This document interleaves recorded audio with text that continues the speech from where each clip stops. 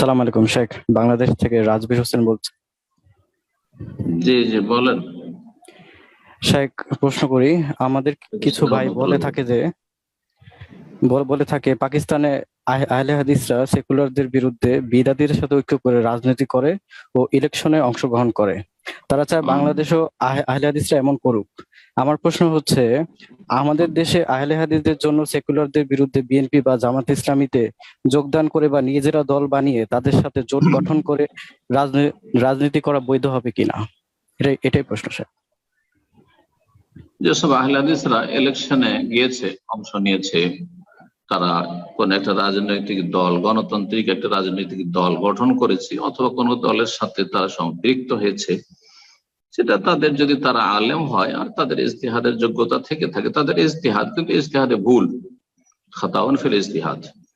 গণতন্ত্র যেহেতু কুফরি মতবাদ, ইসলামের সাথে সাংঘর্ষিক, তার কিছু ভালো দিক আছে কিন্তু তার ক্ষতির দিক অনেক অনেক গুণে বেশি। সুতরাং কোন একজন ভালো মুসলিমের জন্য, আল্লাহর জন্য গণতান্ত্রিক পদ্ধতিতে ইলেকশনে সম্পৃক্ত হওয়া অথবা কোন একটা পার্টি করা নিয়মিত এবং সেসব পার্টির খেদমত করা, তাতে শ্রম দেওয়া, সবগুলি পাপের কাজ, গুনার কাজ, জায়েজ নয়। আহলে হাদিস মানে কোনো মাসুম না। আহলে হাদিস সম্মিলিত মোনাজাতে বিদআত করছে, তা নিয়ে মারামারি লড়াই করছে, যেহেতু আহলে হাদিস না, আহলে বিদআত। তো আহলে হাদিস মানেই যে মাসুম তা তো না।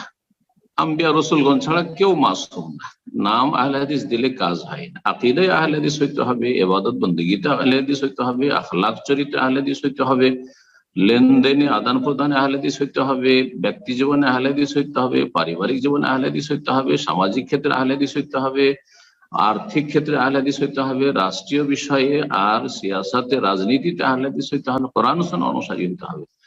যেইভাবে সমাধান দিয়েছেন রাসূলুল্লাহ সাল্লাল্লাহু আলাইহি ওয়াসাল্লাম, সিয়াসি সমাধান, রাজনৈতিক সমাধান খোলাফায়ে রাশেদিন দিয়েছেন, খোলাফায়ে রাশেদিনদের জামানাটিকে আদর্শ মনে করে আমাদেরকে রাজনীতি করতে হবে, যদি রাজনীতি করা সম্ভব হয়। আর যদি তা সম্ভব না হয় তাহলে সেগুলি বর্জন করতে হবে। আল্লাহ যেন বুঝার তৌফিক দান করেন।